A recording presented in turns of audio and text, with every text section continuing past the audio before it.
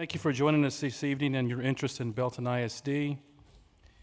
Our showcase this evening is Tiger Media. Just ahead of tonight's meeting, we had the opportunity to hear from students in the program and tour their new space.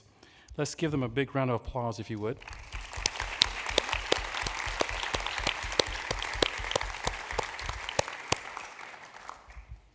And thank you, Bella, if you're in here for that tour.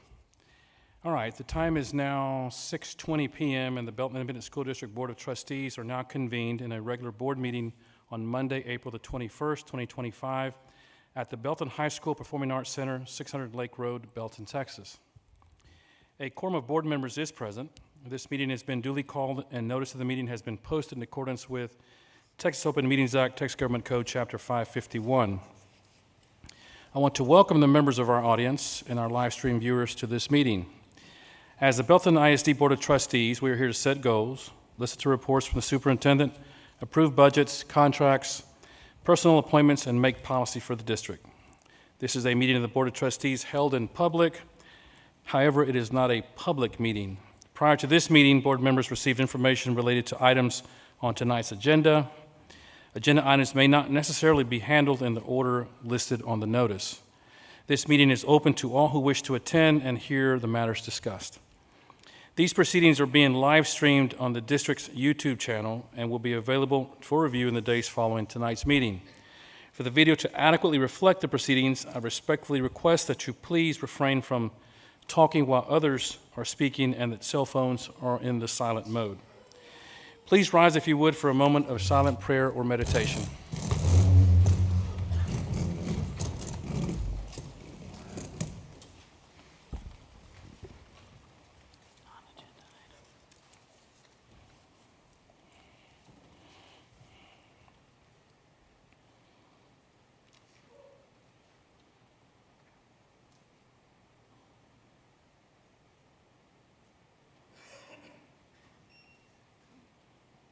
If you would, please remain standing as our students from High Point Elementary lead us in the pledges of allegiance and honors to the Texas flag.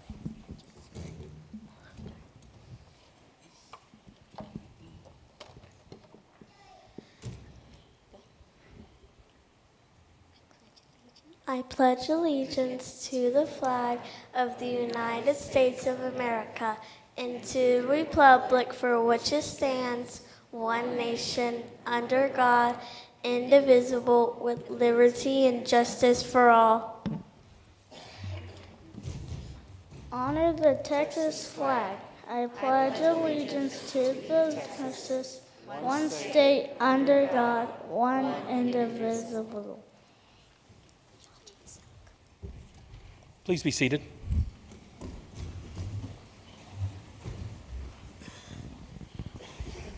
Let's give these kids a big round of applause, if you would.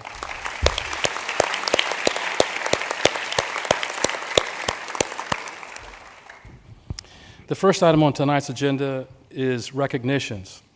We'll turn it over to our communications department to lead us in that regard.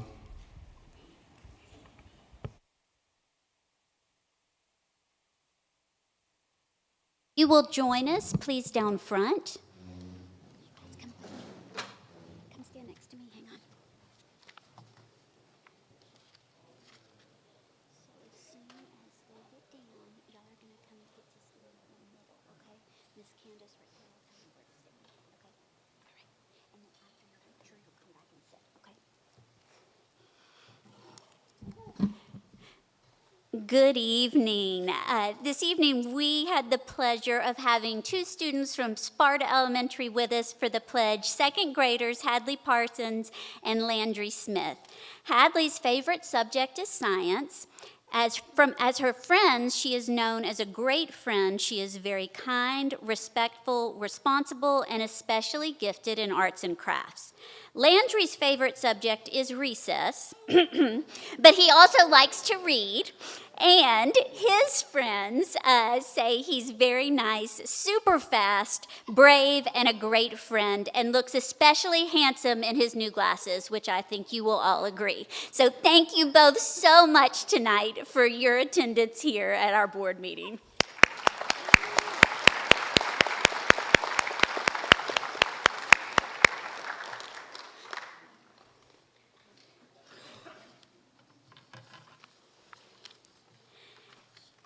Tonight, we have the honor of recognizing several all-state qualifiers, academic all-state qualifiers. We'll start with 8 student athletes who have been named to the Texas High School Coaches Association academic all-state basketball teams.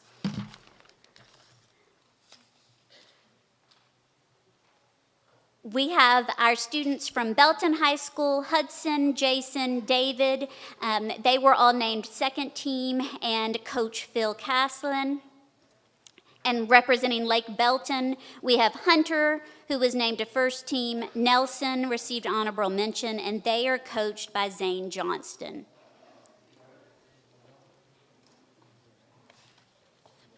And our girls basketball, I think they're here too in the picture. Am I seeing right? Okay, girls basketball from Belton High School. We have Tyler for first team. Gabrielle received honorable mention. They're coached by Anna Marie Zuloff. And from Lake Belton High School girls, Natalie Maldonado was named second team, and she's coached by Tiffany Barnes. Congratulations to our academic all-state basketball honorees.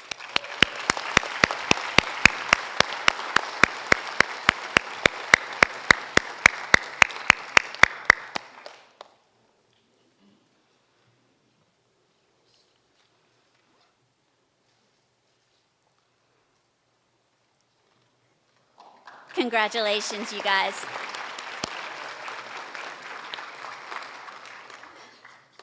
We also have 4 academic all-state wrestling qualifiers that we will recognize this evening.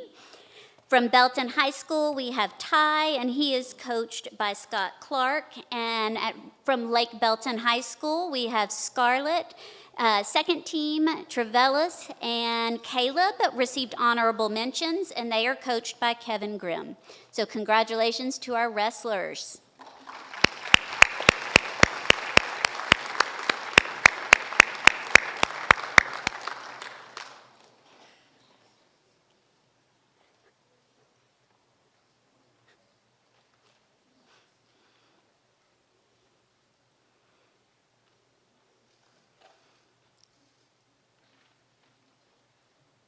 Congratulations, guys.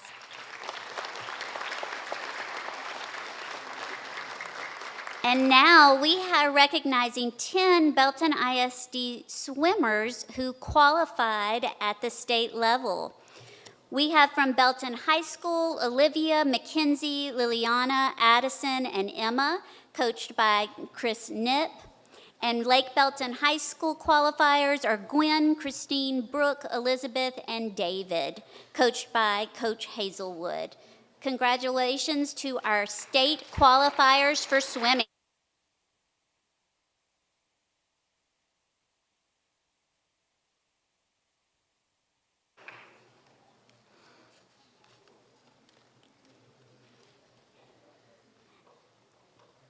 And the state qualifiers continue. Next, we have 9 state qualifiers for powerlifting.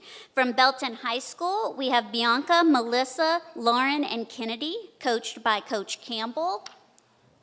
And Lake Belton High School qualifiers are Elena, Scarlett, Brett, Jaya, and Christian, coached by Coach Graves and Coach Rudolph.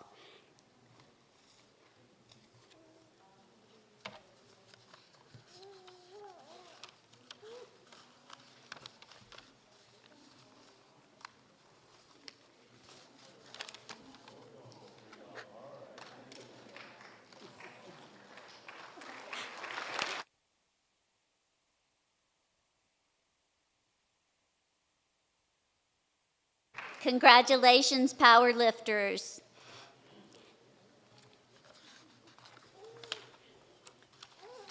And next tonight, we are recognizing these our history qualifiers? I just can't see. These are History Day qualifiers? Okay, we are recognizing 41 students who represented the district this year at the State History Fair at the Bob Bullock Museum.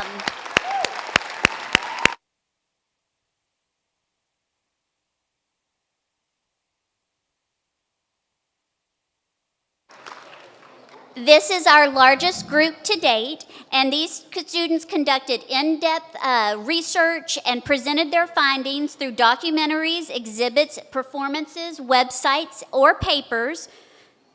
We are especially excited to share that 3 projects from Lake Belton Middle School are advancing to the National History Day competition in Washington in June.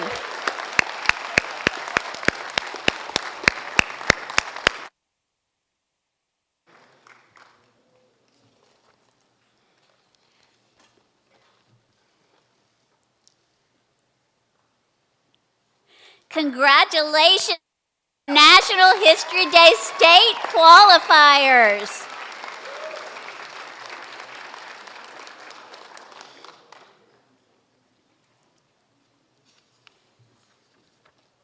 Our next round of recognitions are the Texas Association of Student Council's top video winners. And our Belton High School Student Council earned this honor, one of 10 from across the state, at their annual conference.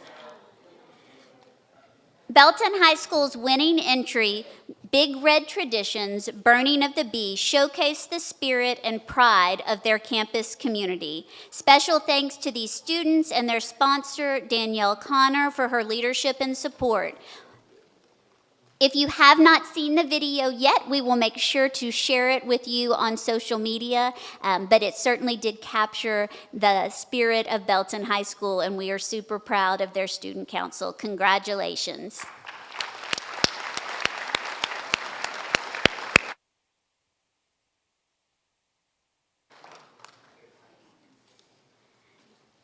Now we're recognizing our Business Professionals of America state qualifiers. We proudly recognize these students and staff who advanced to state level in 24 categories. This program is led by Amanda Simpson and Megan Schick. Congratulations, 24 categories for state competition.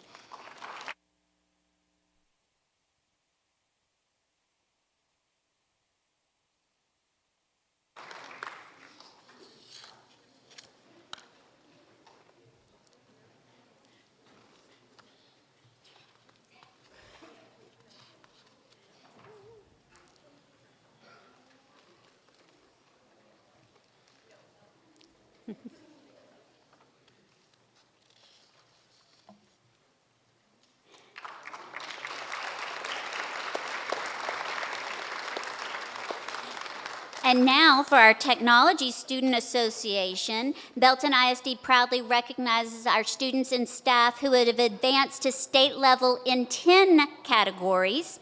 The program is led by Mr. Gastino and Ms. Persilver.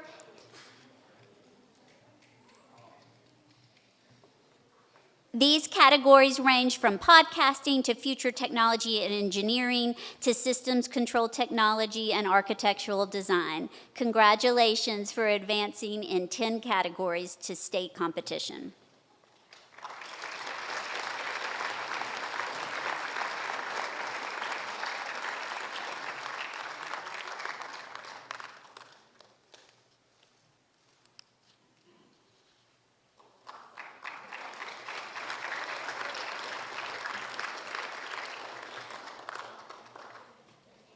Our next group of recognees is, we are proud to celebrate our exceptional students and staff who advanced to the state level in the VEX robotics competition in both UAVs, which is unmanned aerial vehicles or drones, and robotics.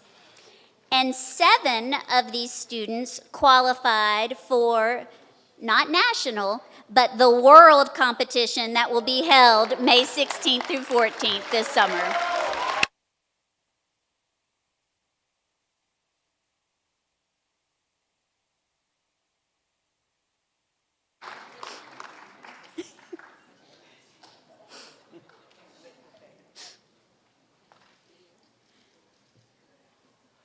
Truly incredible. Congratulations, you guys.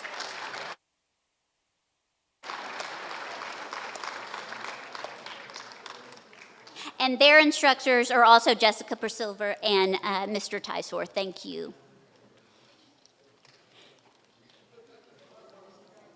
And now we would like to recognize Christina Botha.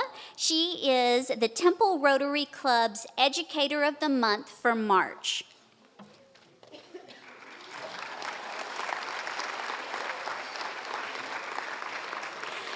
Christina serves as a third grade ELA teacher at Tarver Elementary. She's in her 11th year in education. Her principal, Aubrey Itz, said in her nomination, she exemplifies the highest standards of excellence in education. Her dedication to student growth is unwavering, consistently demonstrated through her insightful understanding of each student's unique learning needs. Christina masterfully designs engaging and challenging lessons that ignite curiosity and inspire critical thinking. We are truly so proud to recognize you as Rotary's Educator of the Month.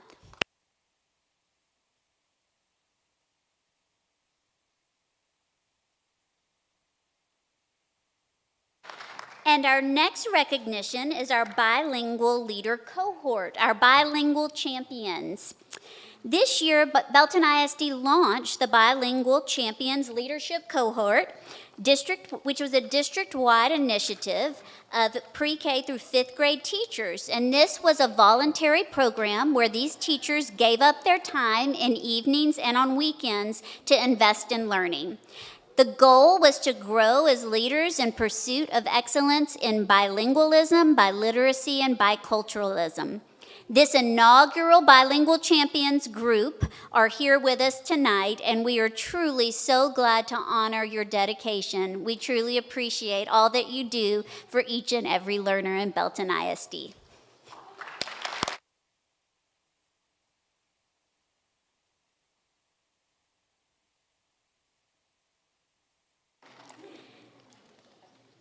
And now we'd like to highlight our Student Services Department and our department showcase.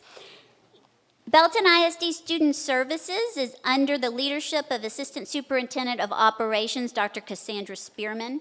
This dedicated team plays a vital role in district operations, managing student transfers, records requests, attendance intervention and training, and supporting campus administrators.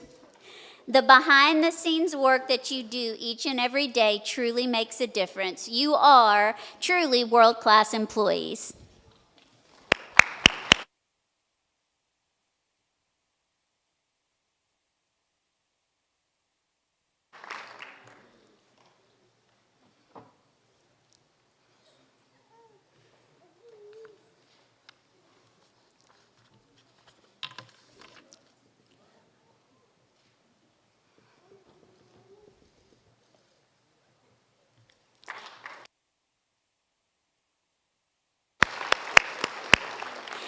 And our last recognition this evening is our community partner recognition of Texas Tour Gear. Let's see if they made it down. They did. They made it down from the booth because that's where they were helping us with tonight's broadcasting of this meeting.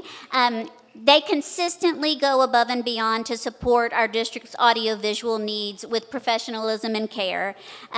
Their support ensures that our schools and departments have access to reliable technologies for events such as this, other presentations, and our learning environments. We are truly grateful for their ongoing partnership, commitment, and support.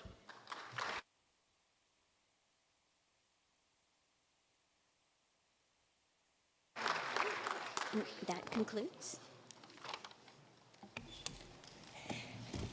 As our board makes it up here, I just wanted to say a couple of things. One, today was a student holiday, and yet we have so many students that chose to come here tonight to be recognized, and so we're super proud of our students. Will you please give them another round of applause?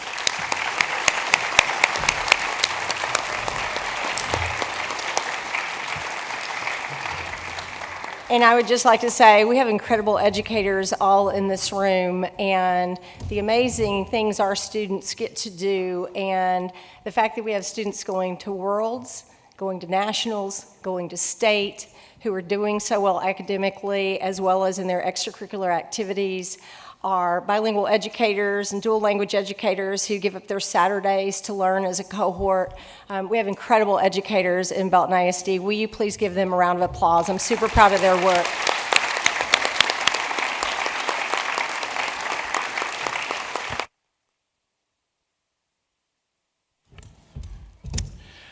All right, folks, I will give you a few minutes to exit. We're going to start our meeting here in just a moment. Of course, you're welcome to stay if you would like.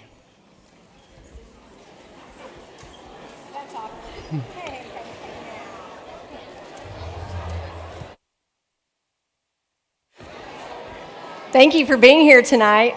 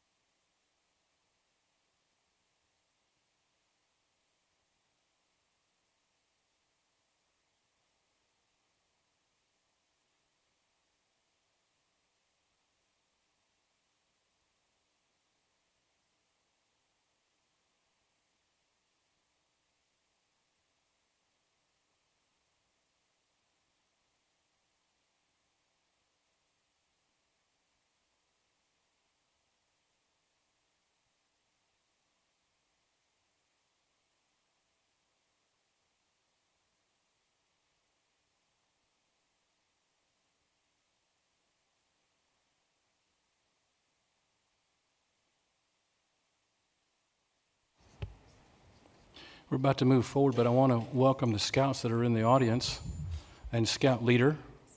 You guys take some good notes, right? All right. Next on the agenda are public comments. In accordance with policy BED local, we will take public comments regarding items on the agenda at the beginning of the meeting, and comments regarding non-agenda items will be heard at the end of the meeting. To allow the board to conduct business of the district, Becca, I believe you handed me one for non-agenda and none for agenda items, right? Okay. So that means we're moving on to item 4 on the agenda. Consider, discuss, and take appropriate action regarding the adoption of instructional materials for the 2025-2026 school year. Dr. Golden? Yes, thank you. Our Assistant Superintendent for Teaching and Learning, Gabby Nino, is coming up to the podium. She has, along with her team, Tracy's in the audience, and other team members, has led a great process as we consider adopting new instructional materials for the 25-26 school year. So I'm going to turn it over to Gabby. Good evening. Tonight, we are going to discuss our process that we put in place for the consideration of instructional materials, and would like to have the opportunity to discuss and take action on those. We're specifically going to be talking about the adoption of high-quality instructional materials for the 25-26 school year. And we always want high quality in front of our students, but high quality instructional materials is an official term that we're going to reference, and so I want to talk to you a bit about that tonight. What is new for us in this process is with the inception of House Bill 1605, a process was expanded statewide that requires the State Board of Education to approve what is considered high-quality instructional materials for districts. The state agency, the Texas Education Agency, has put in what's called the IMRA process, which is the Instructional Materials Review and Approval process, which annually there will be ongoing cycles based on different content areas that are constantly in a review cycle to make sure that our districts have materials available to them.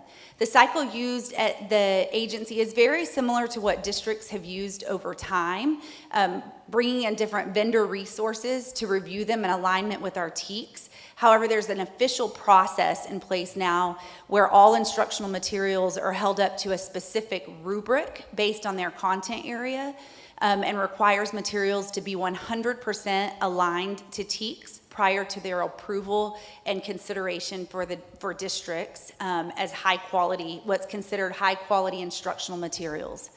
The current cycle that we are considering materials in, that the Texas Education Agency has as well, includes K through 5 reading language arts materials and K through 12 math materials.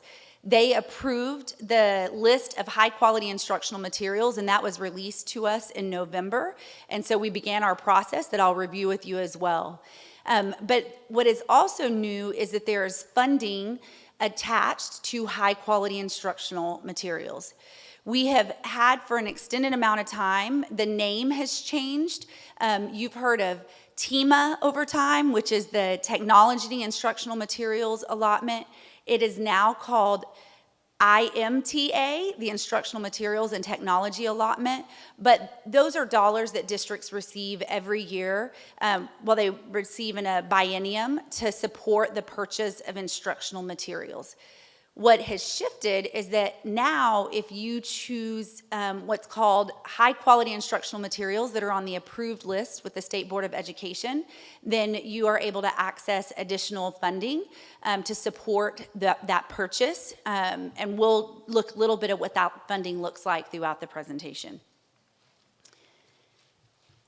Our internal timeline that we have established that will be repeated, what we have done in this process is create an archivable process that we will use in consideration of any instructional materials that we are coming to you all with approval for. But it follows, it's going to follow the same timeline anytime we're considering materials, and that first starts, which is communication.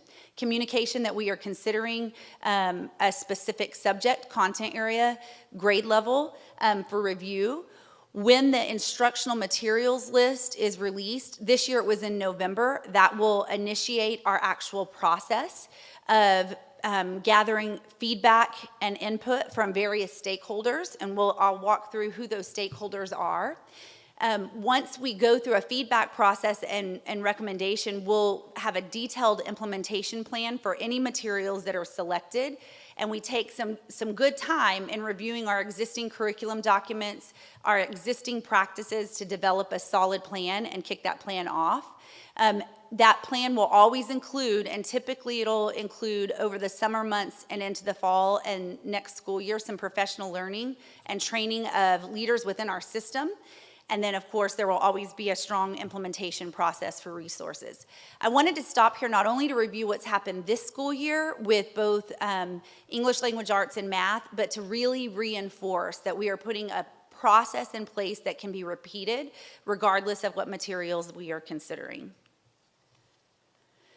So in the review process, we are going to always look for opportunities to align across our system and get tighter and tighter in our alignment and service of our students.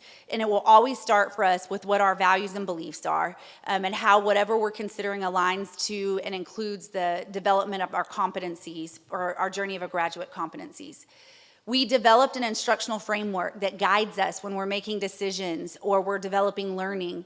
And so we'll consider any materials in alignment with that instructional framework. will always look at research-based, content-specific alignment.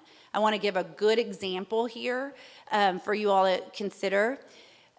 During the pandemic, when we actually first started coming out, you may remember that all of our elementary reading teachers went through the reading academies. And so I'm talking specific about research-based content alignment. Our teachers had intensive professional learning. Do I need to pause? Okay. We had intensive professional learning on the science of teaching reading. So as we're considering instructional materials in the area of reading language arts, we are reviewing them through the lens of the experiences that our teachers have had in learning and alignment to that research. And then we'll also consider alignment to, as mentioned before, our curriculum and assessment practices. In our process, stakeholder involvement is incredibly important to us. And so we brought and will continue to bring multiple groups of stakeholders together to review the materials being considered. Our teachers in impacted content areas will always be a part of the process. Our campus instructional leadership team will be engaged in our process. We'll include district leaders as well as our parent and community. I'm going to do high-level descriptor, if that's okay with you all. When we talk about our teacher engagement, in both reading English language arts and math, we had representation from every campus in our district to consider the materials that were being reviewed. All of our campuses were included, and those teachers who were on the committee were also asked to be key leaders of conversation on their campuses around those materials, because we wanted for every teacher who might be implementing to have the opportunity to engage with resources and to understand what the deeper learning might be as a part of the committee. A rubric was established, and it was aligned to those system alignment pieces that I discussed already. And those committee members went very deep into the instructional materials that were being reviewed, and then went back to their campuses to engage in conversations with teachers. And then those teachers gave input into what their preferred materials were in both reading and math. As far as campus leadership, we also engaged every principal and every instructional coach in the same process, but the way we asked them to think was a little bit different.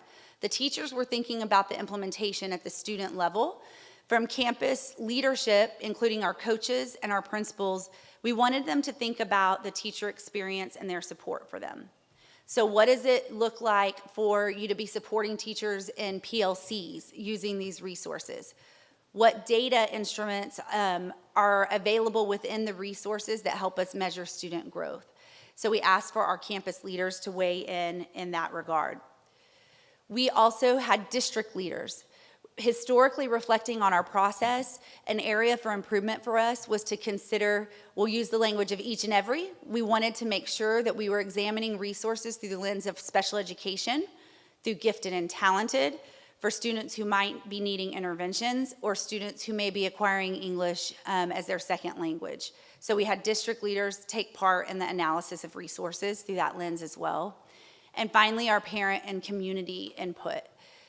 We sent out, unique this year to what we've done historically, we sent out communication to families that gave them digital access to all of the resources, and hosted an in-person session where we were available so families could come and explore the resources that were being considered, get their hands in them, ask questions with some of our teaching and learning team, and weigh in based on putting their hands on the resources and seeing them. So Gabby, has that part has always been a part of our process? The in-person, where we made the materials available for somebody Yes. to come and look at them. Okay, Yes. so the change was making it available digitally as well? Yes. Okay. Yes, we wanted to identify and eliminate any barriers that would give access to families to review them. We did have families come and take part in the process, and then we sent a survey out for them to provide input on areas of strength or any challenges that they observed with the resources and wanted to hear from them their perspective on the resources being reviewed. That was quite a bit of information. I'd love to do y'all have any questions currently about the process that we put in place for review with stakeholders? No? Okay. So I am going to make some recommendations based on all of the stakeholder input and review of data, as well as the funding implications. In our K through 5 English language arts review, we primarily reviewed 2 resources, one being Bluebonnet Reading English Language Arts, which is the TEA state-adopted textbook. One of the other requirements of 1605 was that the Texas Education Agency produced a textbook for consideration for all districts. So we reviewed Bluebonnet Reading English Language Arts, and we also reviewed SAVIS, My Literacy View, and both of those went through the exact same process of review. And based on all feedback from every stakeholder group, we'll be recommending to you this evening that we adopt the SAVIS, My View Literacy resources to support English language arts. In the area of math, we also reviewed STEM scopes, and we reviewed Bluebonnet math resources, went through the same process, reviewed all materials, both in text and the supplemental manipulatives that would be used, and are recommending this evening that we adopt Bluebonnet Math to support math instruction in our classrooms. And I want to talk a little bit about what the rollout plan will look like to support professional learning in both of those. Implementing reading language arts and math in the 25-26 year, we've been very, very thoughtful about how we support the rollout. I used the example of the reading academies as learning that all of our reading teachers in the elementary level have gone through. It is foundational, deep learning. And so when they analyzed resources, it was through the lens of science of teaching reading. So the materials selected align to that, that research-based practice, as well as we examined our current recommendations for practices and the materials, the resources embedded, and the current approach to literacy that we have in our classrooms. There was a seamless alignment. And so we'll be able to implement those resources immediately within our classrooms. In the area of math, the same notion of the reading academies has been developed by the Texas Education Agency, and it's called Math Academies. We have trained within our system coordinators and instructional coaches to be leaders of learning, and we'll be rolling out the Math Academies with our elementary math teachers over the summer and throughout the fall. We will be one of the first districts in the state who is rolling out this aggressive plan to provide high-quality professional learning for our teachers in math. We feel very excited about the professional learning plan. We feel like we're going to set an example for what high-quality professional learning is for teachers and develop strong alignment in our practices in math. Math has been an area over the last few years that we have had concerns about progress in, and we feel strongly about putting an intensive learning opportunity in place for our teachers with a strong support system and resources to align to that.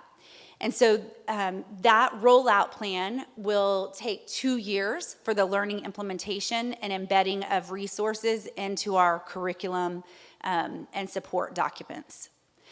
You will see on the screen high school math as well. The reason this is embedded here is to illustrate the ongoing process for review of high-quality materials. This is labeled as a continuation. The resource that we use currently in Algebra 2 and Geometry is on the high-quality instructional materials list, but there were additional added this year. And so we felt like it was important for us to come to the table with those specific content area teams and ask ourselves, do we have the most high quality in place for our teachers and students, and made the determination that we did, and the implications of change did not outweigh the potential positive impact of continuing with the resources that we have and continuing learning there. So these are not my recommendations, our committee's recommendations, supported by me, in reading and math, both K through 5, and then continuation in high school math. Very briefly, I want to discuss the funding implications that are important for us to be aware of as we are really thinking about maximizing our resources, yes, financially, but within the high quality resources available to us. On the first slide, I mentioned to you all that there is funding that is allocated now to districts who are adopting the designated high quality instructional materials. Both in language arts and math, the materials that were selected are on that high quality materials list. And so in addition to the IMTA funds, the TEMA funds that we have available to us, we will also have available a $40 per student allotment that comes along with those to support the implementation of the materials. We will have to purchase additional supplemental materials, but the $40 will be allocated because we've selected high quality materials that are on that list in both reading, language arts, and math. In math, because we are recommending adoption of Bluebonnet math materials, because it is the state Board of Education TEA adopted materials that's what's called an open education resource. It will require some printing cost. Because we are adopting that, we'll receive an additional $20 per student allocation of funds to support the printing of materials. An example of this is there are some numeracy sprints that will be embedded in our curriculum that are a part of the Math Academy.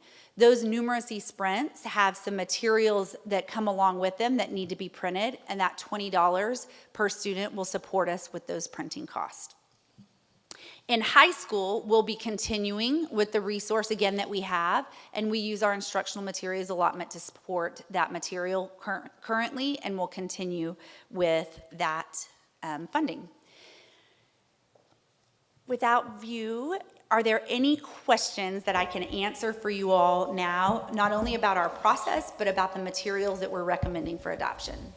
So Gabby, do we know if other districts are using this material and what success rate, if any, or experiences that they may have had? We do. So in particular in reading language arts, the Savvis learning materials were released previously, and so multiple districts, many districts around us and around the state had already selected these resources.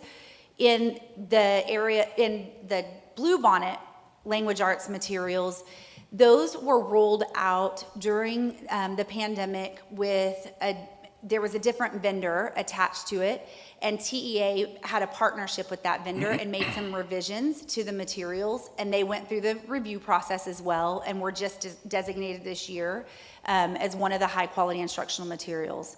So what we've done is we have looked at data from across the state, performance data by districts using those resources.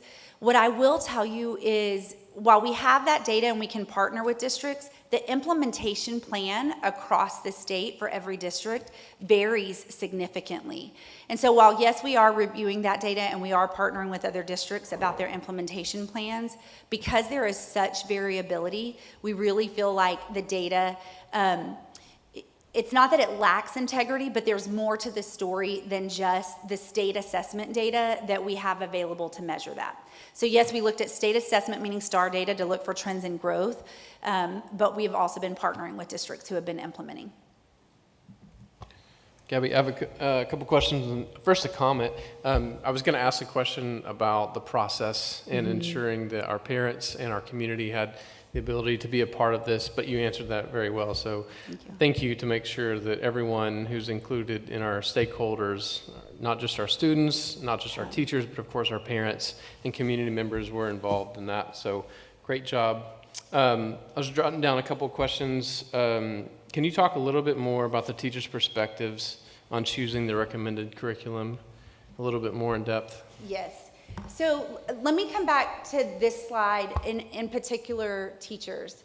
So in each of the subject areas, at the teacher level, we really ask for them to consider, one, their learning, and I use the reading academies as an example, but our instructional framework, research-based practices, the alignment to standards, and teacher usability. And so when they studied the materials in reading language arts, they really felt like, one, the usability based on what our current practices are, there would be a really good transition and it addressed some gaps that we have. Comes with leveled readers for the classroom. It aligns with being able to provide small group instruction, highly engaging resources. In math, the materials that were recommended, they felt like there was more systemic approach in the math instruction that was laid out in the Bluebonnet materials. There absolutely is going to need to be significant learning. We have a campus in our district who has piloted Bluebonnet materials this year with a strong support plan in place, and so we've been able to see the implementation of that in campus in our district. And quite honestly, we've had some interest from campus leaders and teachers who have approached us about that in review. Now, what I will say is that in the area of math, there was more discrepancy there was more split. I shouldn't say discrepancy. The STEM Scopes materials that we reviewed in math, last year I came to you all and asked for approval to purchase STEM Scopes in science. And so there is some familiarity with the design of lessons, with the materials that come with STEM Scopes. But ultimately, the feedback that we got related to that is that there's so many materials to discern and support that they felt like the preparation that came along with that did not outweigh the supports that were embedded in Bluebonnet math. Thank you, appreciate that. I can't imagine trying to make decisions on curriculum without having our teachers give so much involvement and input. Other question, I mean, we have recommendations on K-5 ELA, K-5 math, high school math, continuing that, but that's a lot. What's the plan for training? Yes, so with both, we have a 2-year runway is what Tracy describes it as, which I love. So both of them, we have a 2-year support plan articulated. It's slightly different for the two. As again, the science of teaching reading in the reading academies, so many of our teachers have gone through and that's embedded. And so we're able to pick up in a different spot with reading. The process there will really be about examining the resources that are embedded and discerning places where we need to make a few adjustments. For example, phonics. You guys supported us with the implementation of foundations and it's going really well. We're not going to abandon the implementation of foundations, so there will just be some alignment work on where that's inserted. In math, the math academies will become an ongoing part of our system now. Again, training all of our teachers this summer and into the fall in math, and then working alongside them and where those practices are embedded into our curriculum. What we do see on the horizon is that the Bluebonnet math materials will be embedded in the Math Academy as well. And so we feel pretty good about the support plan in place related to that and some authentic embedding into our practices. As well as we have trainers of trainers that will represent Belton ISD and are trained by the Texas Education Agency in implementation. Anything else, Ricker? No. Anyone else? Chris? I got a couple here. So first off, I'll echo what Rucker started with. I mean, this is a massive effort to get here. So thank you to you and everybody on your staff and everybody from the public, our parents and who helped kind of work through this. This is no small lift. So I've got some questions around the selected materials and then some of the implementation. So when we look at the 3 sets of recommended materials here, are there any challenges, right, that have been identified, and how we plan on addressing those challenges with these 3 sets of materials? Sure. There are embedded in each, and that was question for our staff actually, it was questioned for all levels of stakeholders. Let's name the challenges now, so they're in our implementation plan. In reading English language arts, one of the biggest challenges was related to phonics. Like we are getting started, we're really enjoying foundations, we're yielding early results related to that, and so we've got to lay out those materials and say, where's the give and take? Phonics is embedded within the materials that we're recommending, but we don't want that massive system change that we're just getting traction on. So we're thinking about it differently. The phonics that are embedded within the materials, they may be used to support our students in intervention. And so we're really looking at the whole picture of what's happening within instruction. So that was one of the primary challenges within English language arts, but we absolutely feel like we can respond to it and have a plan in place for that. In math, like I said earlier, just in examining the two materials, the Bluebonnet learning, it is a shift in just kind of the order of instruction. There were some challenges just around the new process of learning. It is a shift in the way we deliver instruction in the classroom. And so that was one of the biggest challenges that we faced in looking at that feedback. But we feel like the professional learning plan through the math academies is really going to help us with that. They did feel like the structure and layout would allow for a greater degree of planning within the lesson and within their collaborative teams to be able to have that support embedded. Okay. So on the K through 5 ELR, right, so this is a material that's on the state-approved high-quality materials list, right? Yes. But it's also not the TEA materials, right?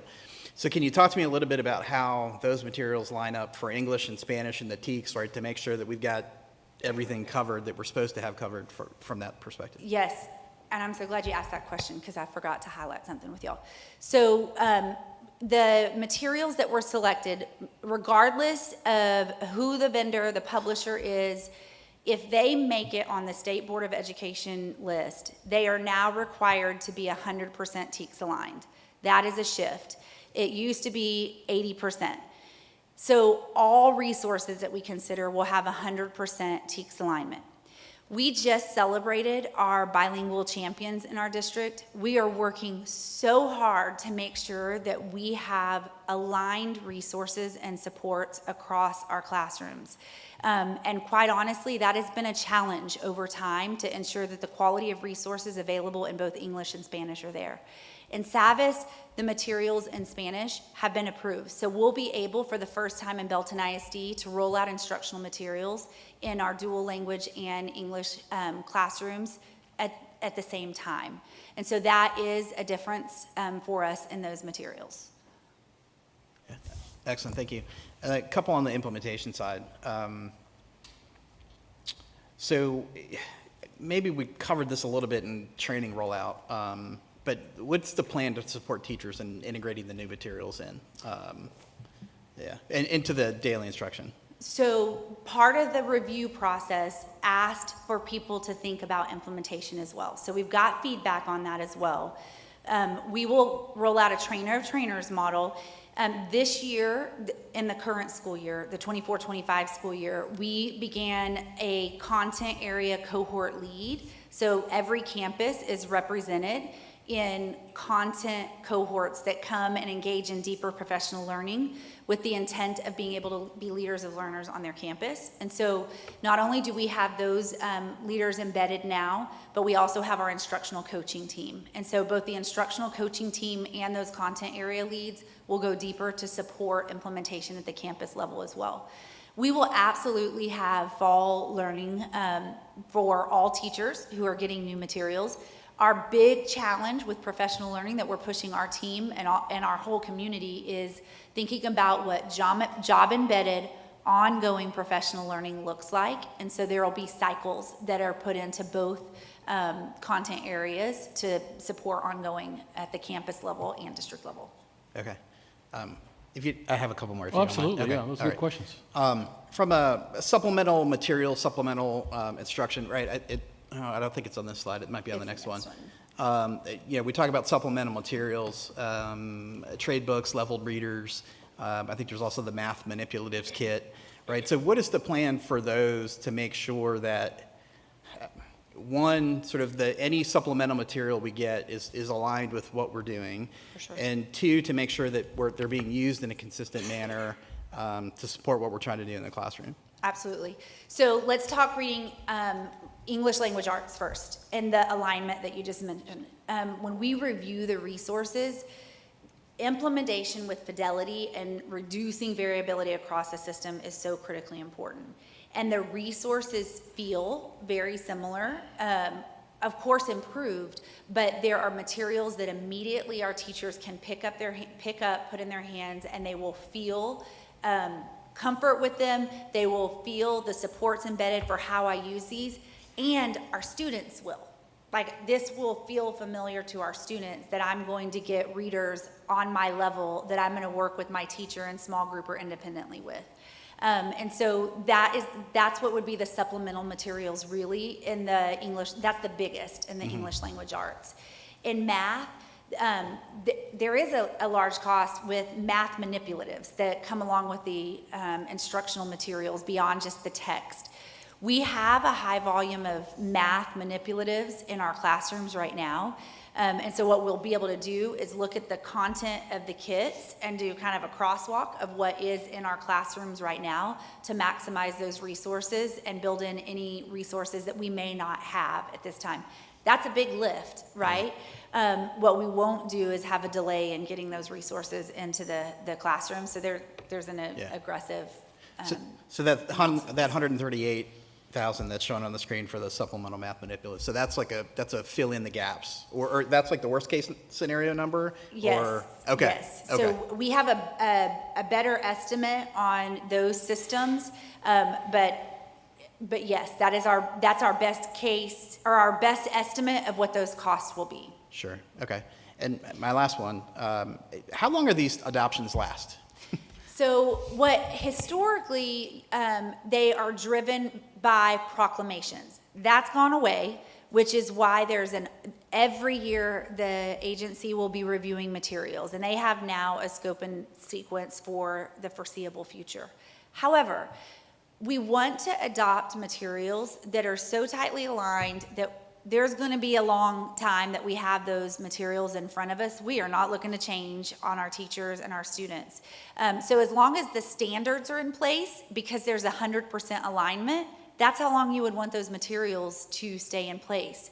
Now, as we've been strengthening our practices around data, informing our decisions, if we start to identify gaps in resources, even if we are going all in, you will have new gaps emerge, so we can go back to that list and say, hey, do any of these resources help us fill in the gaps?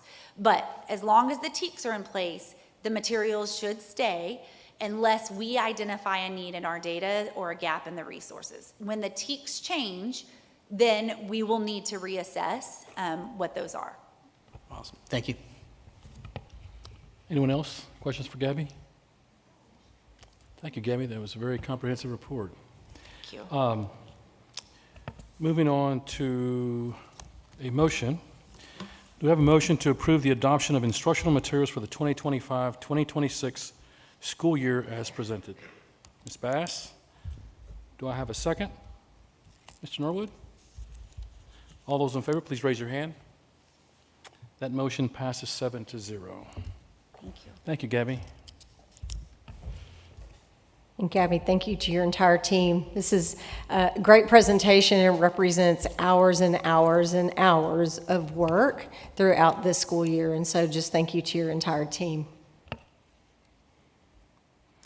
All right, next item on the agenda is reports. I've got the next part, and Dr. Golden, I think you have the report after that, right? Okay. Each year, school board members must complete training that is required by the State Board of Education, and the board president must publicly announce whether each board member has met their training requirements. There are 8 training areas for board member continuing education. Number 1, local district orientation.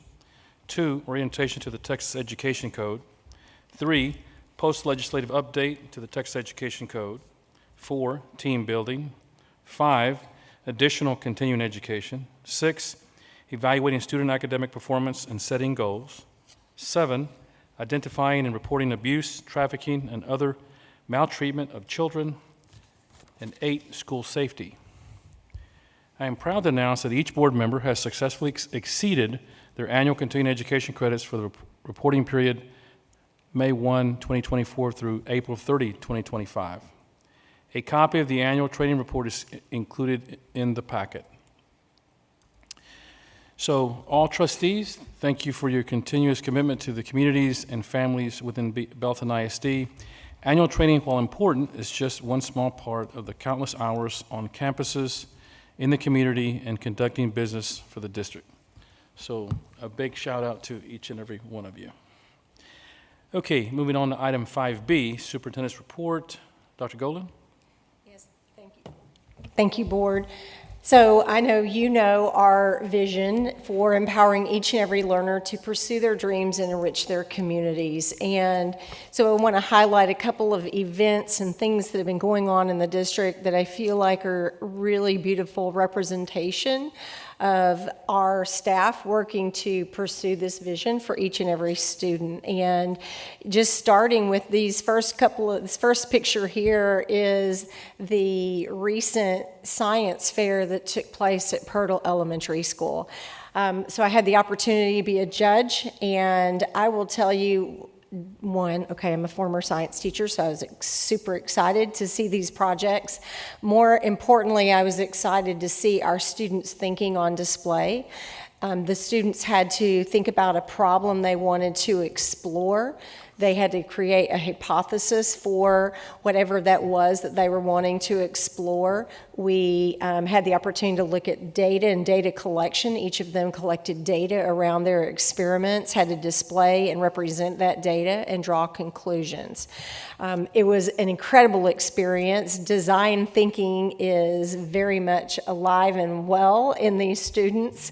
I was super impressed with their communication skills. They were so articulate and able to explain their projects and why they chose these projects. That was really fun. One of the students, it was like a clown in a box, you crank it and then it pops up and scares you, and he collected data on whether or not it scared you or not. And I assure you, there's an embarrassing picture of me, that it did scare me, even though I knew it was coming. But their why behind these projects was really intriguing, and I was super proud of our students. I think I got to see some from first grade, second grade, third grade, and they went all the way up to fifth grade. You also know, as a part of our vision, we want to empower the future of our students, and empowerment being that they grow academic knowledge and skills. They also grow Journey of Graduate competencies. And these are just a few examples of this happening for our students. And so you see our Penguin Project practice. That's on your screen. It's the top left-hand picture. And I'm super embarrassed to say I'm forgetting the gentleman's name, but there is a gentleman in the middle of this picture. He actually is an actor and is playing George Washington in the musical Hamilton. He recently was playing in Austin. One of our staff members that organizes the Penguin Project was there asking for her playbill to be signed. Struck up a conversation with him. He was so excited what we were doing and our commitment to each and every through the Penguin Project that on his day off for participating as a lead actor in Hamilton, drove all the way to Belton from Austin to be there for the students in their practice. It was incredible. We have incredible staff who were spreading the word across the state of the great things happening in Belton. I'm super proud of that. You also see images of our reverse job fair. And I will tell you, having gone to this last year and this year, the growth of our students in our Delta program is incredible. Their communication skills, the quality of their resumes, just seeing their growth was tremendous. And thank you to so many of you who were able to go to that as well. You see my superintendent of the day, bottom left-hand side. She did a great job. She went to all of my meetings. Some she, I think, wanted to fall asleep in. She didn't find as riveting as others, but she did a great job, and I asked her what really surprised her about the job, and I think it was the number of meetings that a superintendent goes to. But she did a really great job, and I was super honored that she was there with me. You also see our unified track meet. Our students have advanced. I'm super excited about our athletes that participate in unified track meet. And then there's another picture of the Pirtle Science Fair. Couple of quick celebrations. You heard so many tonight. And when I think about accountability, and I have a slide in here where I'm going to talk about accountability, we have a community-based accountability system. That's in the goals that our community said were so important and that our board adopted. It's in the financial transparency and expectations and different ways in which we have to present our budget and our data. It's also in the recognitions that you do in each and every board meeting. And these are just some of the students that I wanted to highlight. We have students that, as I said earlier tonight, are advancing to Worlds. They're advancing to Nationals. We have our Skills USA students. There were so many students that competed and are going on to the next level of competition, nationals, whether it's our Teamworks team, you see our t-shirt design team. Belton was well represented by our high schools at the Skills USA competition in Corpus Christi this year, and they did a great job. Yes, we had a soldier return, and so had to throw that picture in. We are working so hard to have more of our students become Purple Star designated campuses, and this, just to me, this is a beautiful image. Our military families go through so much when they're deployed, and to be able to see a student see their mom or dad for the first time in some cases a year, it is just very heartwarming, but also we understand our military students have connected students have unique needs, and we need to work to meet those needs. And then you see everything from pre-prom. I'm glad there's not a picture of me dancing. That would be embarrassing, but that could have happened. As well as you see our Teacher of the Year celebrations happening across our campuses. We have an art show that took place at Southwest, and just super proud. Also wanted to mention state accountability. As I shared just a few minutes ago, you know, public schools are held accountable in so many ways, many of the ways I've already mentioned. Another way in which we're held accountable is through what is the state's version of the accountability system. And so just as a reminder, you're probably hearing in the news that a lawsuit had been filed a couple of years ago against the Texas Education Agency regarding the change in methodology and not really giving school districts time to adjust to a changing methodology. And we did a couple of presentations with you showing the impact of that. A school district like ours can have the exact same score they did last year going into the next year, but drop a letter grade based on the new methodology. And so that was kind of the essence of what that lawsuit was across the state. And so we, as you see, in 2019, we had an A through F system. We went into COVID in 2020, and so the A through F ratings were canceled. We didn't have STAR that spring.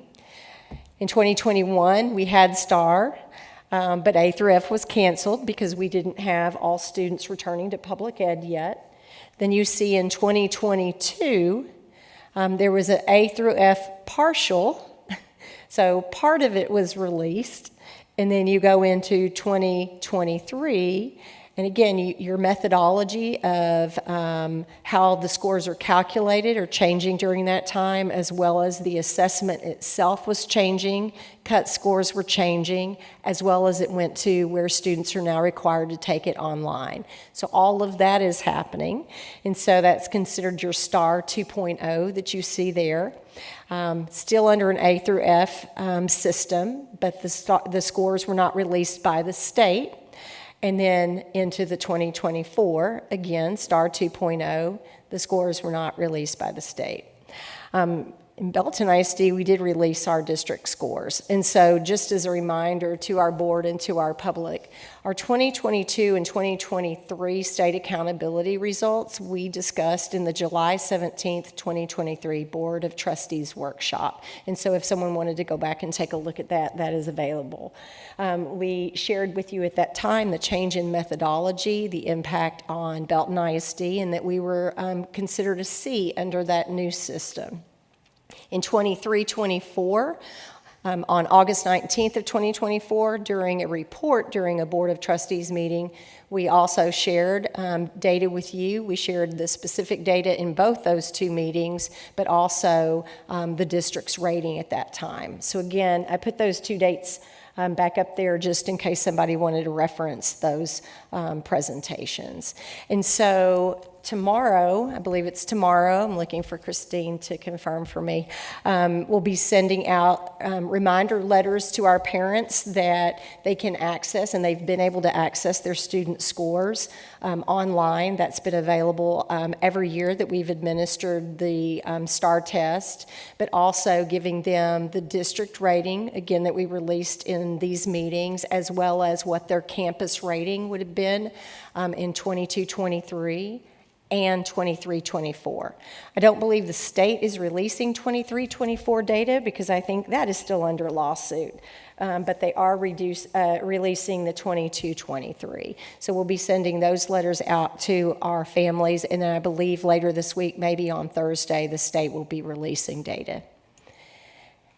And so with that, that's the conclusion of my report tonight. Any questions for Dr. Golden? Okay.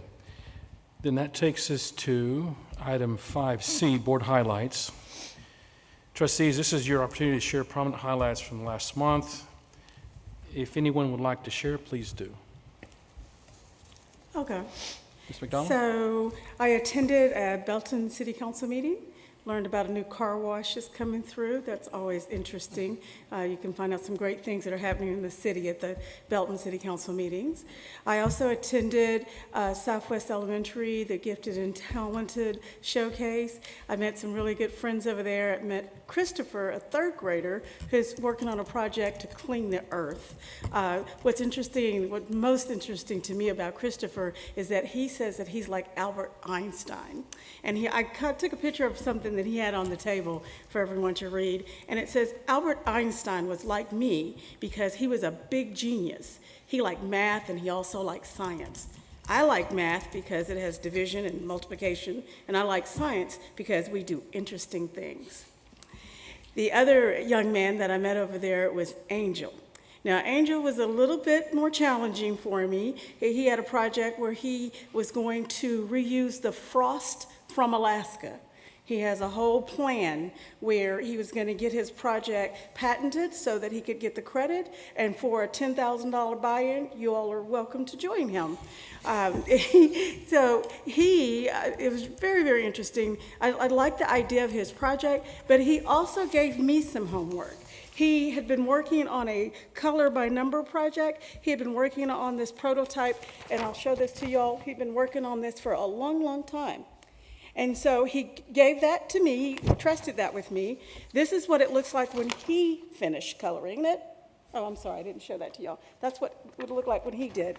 And so Suzanne took home his prototype, made a copy of it so it wouldn't mess up. And this is what it did look like when Suzanne sat down and did it. And don't do the crazy art crayons because they're just like wax and it doesn't work out real well. I'm just saying. Just don't do that. And the other Gifted and Talented program that I attended was over at Burrell. Over at Burrell, I met Everett. He was a third grader. Oh my gosh, he was so tall. Everett created an electronic device it's an intruder deterrent. So you could sit it at your front door, at the front gate, and as people came in, it would make this noise that he said would scare intruders away. Pretty cool. And then there was Millie, second grader. She did a project where she created this box where you could, it was very colorful on the outside, but it was made primarily so that you could keep all of your artwork in it. So just keep it nice and protected so it wouldn't get dirty. And so those were the good things that I did. Thank you, ma'am. Anyone else? Rucker? Also went Temple City Council and got to participate in their Blue Zones listening sessions. I think Dr. Golden did that as well. Got to go to a tennis tournament and see the coaches and all the efforts that they put on, and then got to go to my first district track meet that was here at Belton High that had Lake, and I think Lake hosted the following week. And man, there's so much talent with our students that are running. I only wish I could have run that fast when I was younger. And then I guess about a month ago, they had the district-wide STEM night was here at the high school.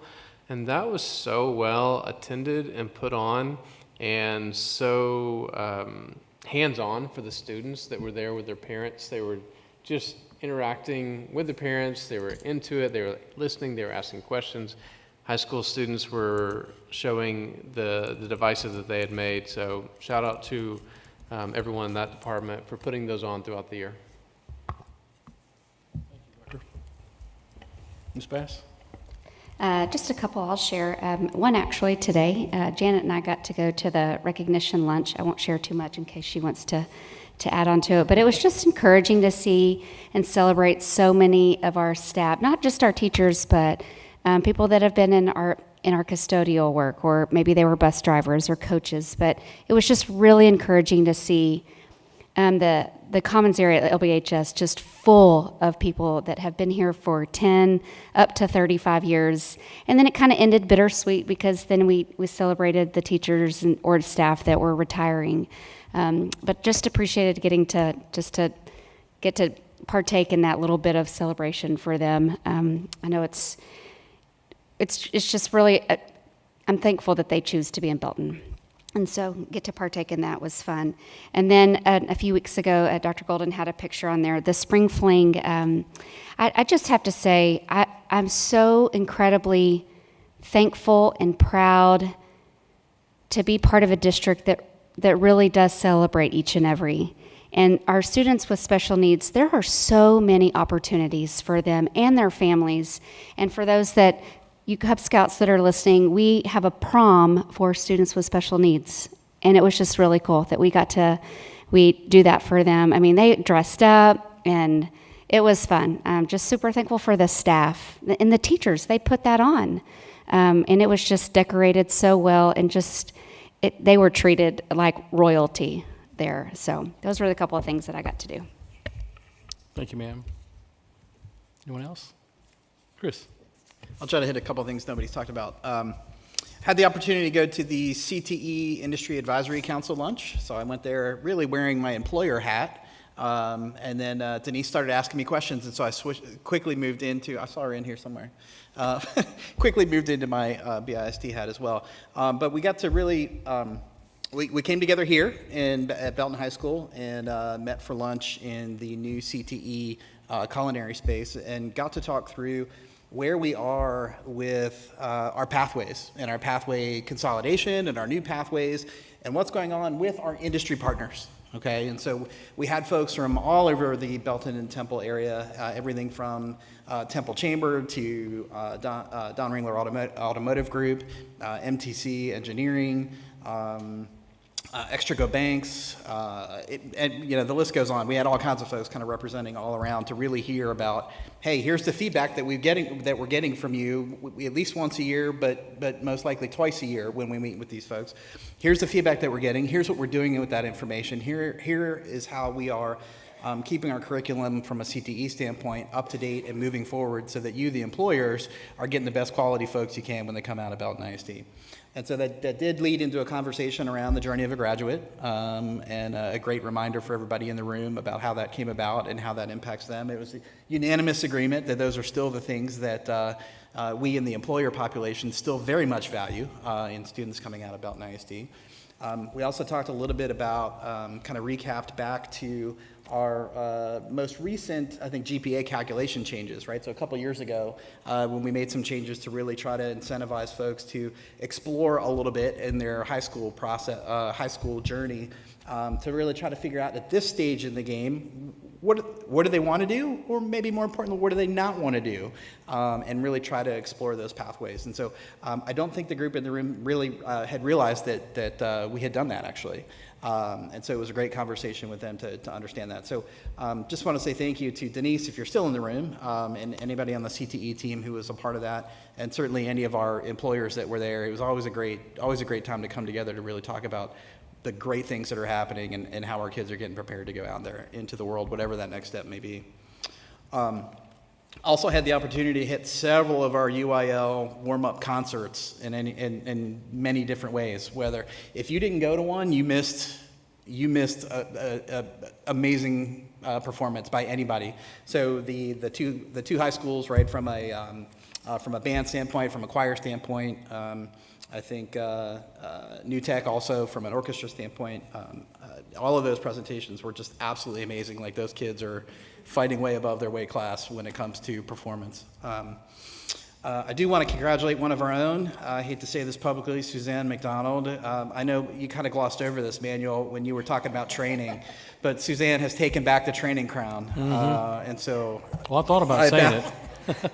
I could take it for a year. That's all I could hold it, apparently. So thank you, Suzanne, for putting me in my place again. And then I got to be a prom dad, and so got to go through all of the prom goodness. In the Floor household, my wife took to making the bouquets and boutonnieres. That was super interesting to watch. You didn't make any? I was advising. That was it.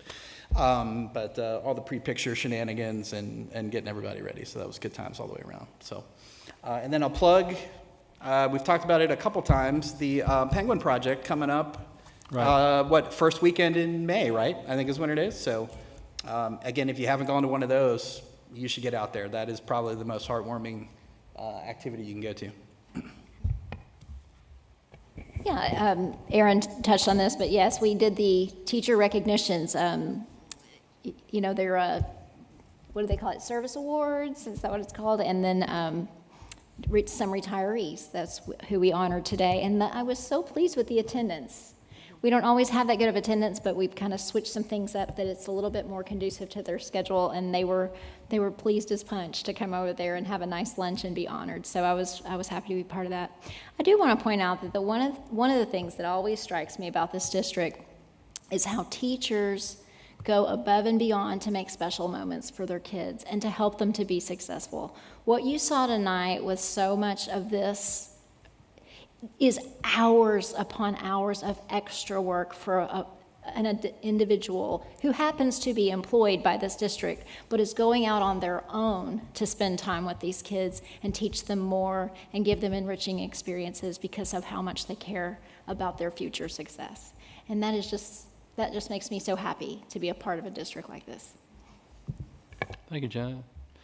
Hey, Jeff, I hope you're going to talk about something that's near and dear to your heart, and that's the Special Olympics. I want to hear about that. That's one of the on the list, so I'll get through the other ones fast. It's been mentioned, the reverse job fair for our special needs students. I got to enjoy that this year. It's my first year to go. It was wonderful. I'd like to just call out a few of the businesses because there's a common theme through that, is our local businesses that have employed, and it would have been, and I'm going to miss some, and I'm sorry because it's been a while, but it was Grand Avenue Theater, UMHB, and Bubba's 44 were a common theme, and Goodwill, I'm sorry, were a common theme of employers that they had worked with. And so, it was a wonderful, I think Dr. Golden had mentioned it, very impressive. These resumes, their communication skills, very impressed with them. Reverse prom, I haven't been able to make it the last few, not reverse prom, pre-prom, but I think it was actually after the prom this year, because I thought I missed it. Anyways, this was the first year I'd seen it at the Harris Community Center, and it was wonderful. I am fortunate some of these kids I've actually known since they were little, to kind of see them grow up, come out of their shell, and they do. At this event, a lot of them are out of their shell. That was wonderful. And then Special Olympics. So, this is going on a little bit, but, this is the second year we've had Special Olympics at Belton ISD for track and field. I think we've had other events. Second year for track and field. So I need to personally just kind of call out, Lauren Marks is the one who runs that. She takes care of that for Belton ISD. And when you hear Special Olympics, I think that you assume that there's this large group of people who show up and put this on, and that is not the way Special Olympics works. Last year they had one person. This year they had, we'll call it 3. The fact is, it is a group effort. Our entire special ed department, it does not happen without these people out there making it happen. Over 250 kids from 9 district school systems were there. This is a huge event.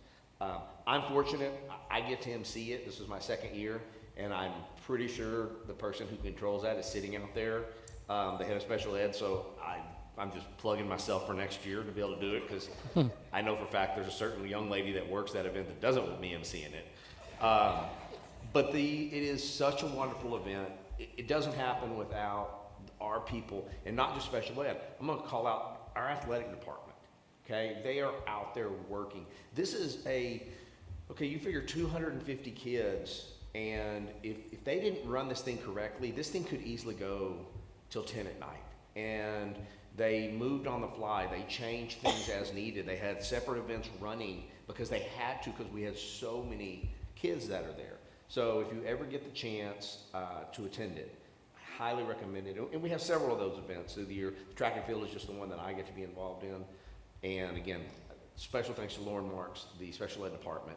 It is a wonderful event. I made tons of friends, you know, because they love the microphone. And so I don't care if you want to talk. So it's a really good time. And that was last Thursday. I don't know if you remember last Thursday. There were 50-mile-an-hour winds the whole day. Coach Skidmore had to go get me weights to put on all the papers because papers were blowing across the football field. Great time.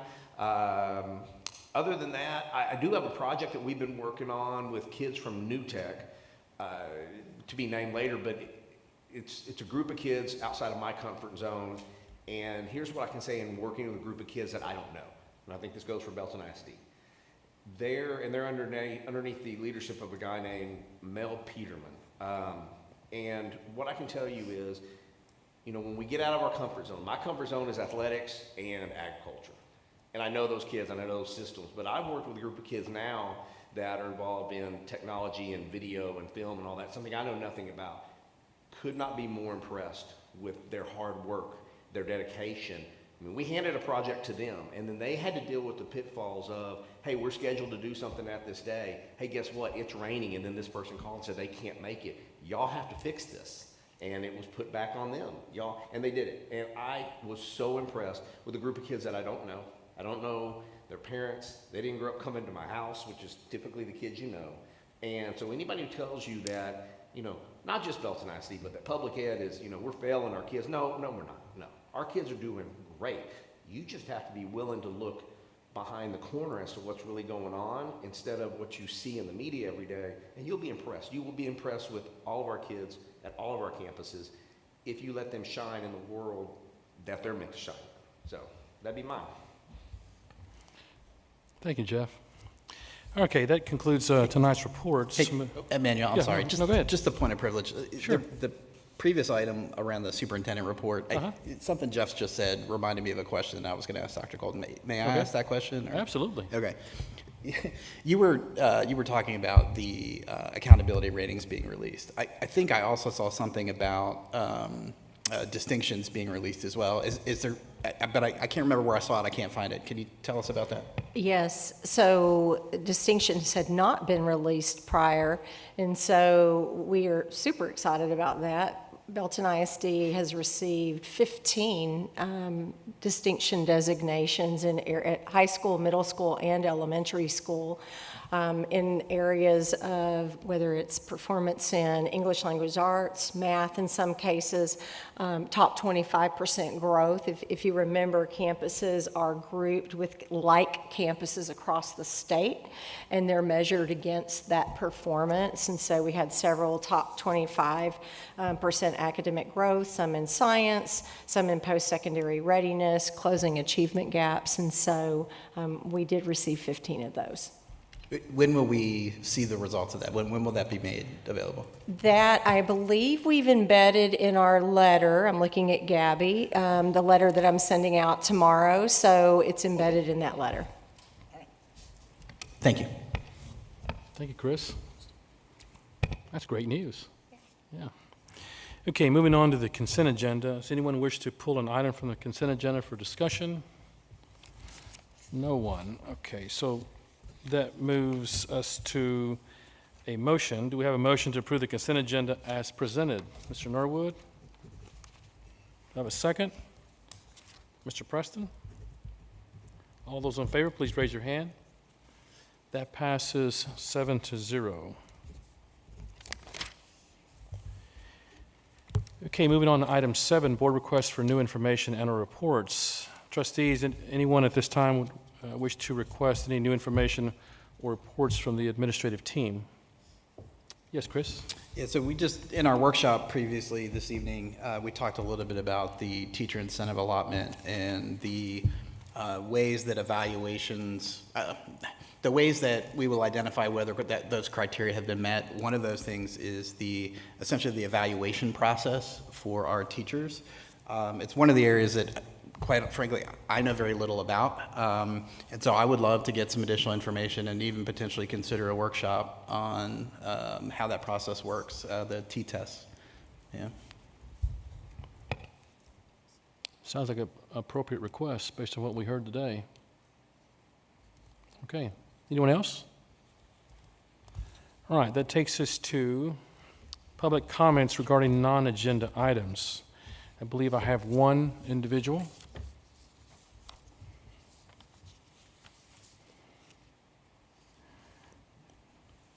Sir, as you approach the podium, I'm going to read a few things into the record, if I could, all right?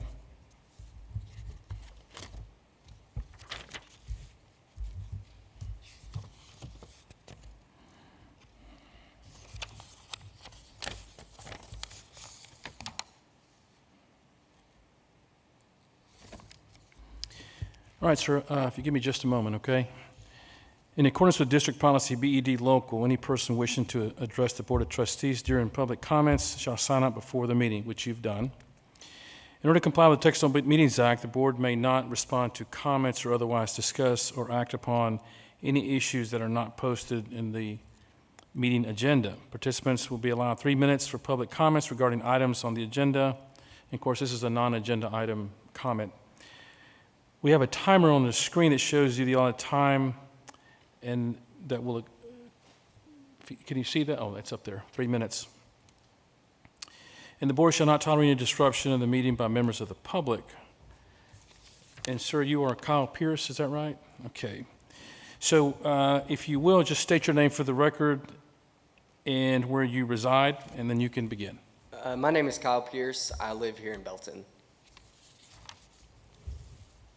Ready? Go ahead. Yes, sir. All right. Good evening, and thank you for the opportunity to speak with you tonight. My name is Kyle, father of 4, and a parent of a 6th grader at BMS, my son River. River's bright, imaginative, he's so kind. He's also neurodivergent, and his diagnosis is ADHD. And despite his best efforts and ours, he's struggling with not with the content that's being delivered to him, but how that content is being delivered, almost entirely through his school-issued Chromebook.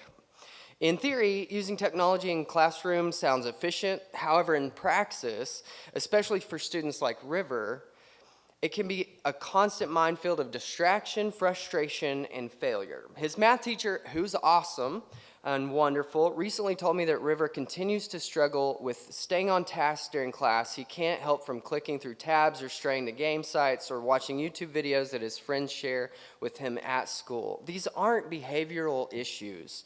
They're executive functioning issues, and that's an important distinction. We're expecting our middle school students whose prefrontal cortex isn't even close to developed, we're expecting them to resist the temptation of a screen designated or designed for multitasking, gaming, and entertainment. And for a neurodivergent student especially, that's like handing a child a video game console and asking them to ignore it while they do long division. I couldn't find the data for BISD, but in Texas, nearly 1 in 5 children are neurodivergent, and we're asking a significant portion of our student population to learn in a format that actively works against their cognitive profile. Doing math homework with River is exhausting anyway, but the screen makes it so much more difficult. Screen-based platforms add friction instead of removing it. And writing out answers with a finger or a mouse is no different than trying to sign your signature on the credit card machine. And one accidental click can submit an answer prematurely with no chance to revise, and this causes frustration and, in our house, often a potential meltdown. It's not about ability, it's about the system, and it's failing to meet the students where they are. I'm not here asking to eliminate technology. I'm asking for moderation, for the option to complete more assignments, especially in subjects like math, on paper. And I'm asking for consideration of how digital tools, when overused, can become obstacles rather than assets. This isn't about my son, it's not just about him, it's about every student who wants to succeed but is quietly falling behind, not because they don't understand the material, but because the method is working against them. I'm happy to answer any questions and give information or examples. Again, thank you for your time, and thank you for what you do on behalf of our kids. Thank you, Mr. Pierce. Yeah, and we'll follow up with you. Thank you. That takes us to item 9, closed session, Texas Government Code subchapters D and E. The time is now 7:54 p.m., and the board will now go into closed session for a student disciplinary matter, Texas Government Code section 551.082, B, personnel, Texas Government Code section 551.074, item 1, summation evaluation of the superintendent, and then 9C, consultation with attorney, Texas Government Code section 551.071.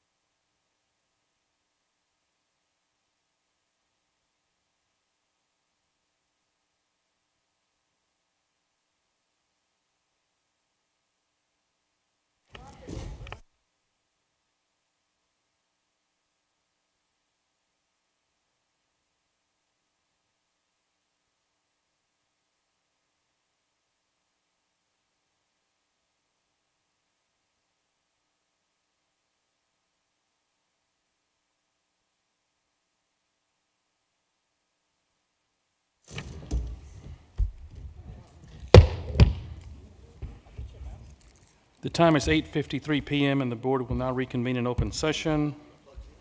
All action items, reports, and consent items for this meeting have been addressed. There being no further business, this meeting is adjourned at 8:53 p.m.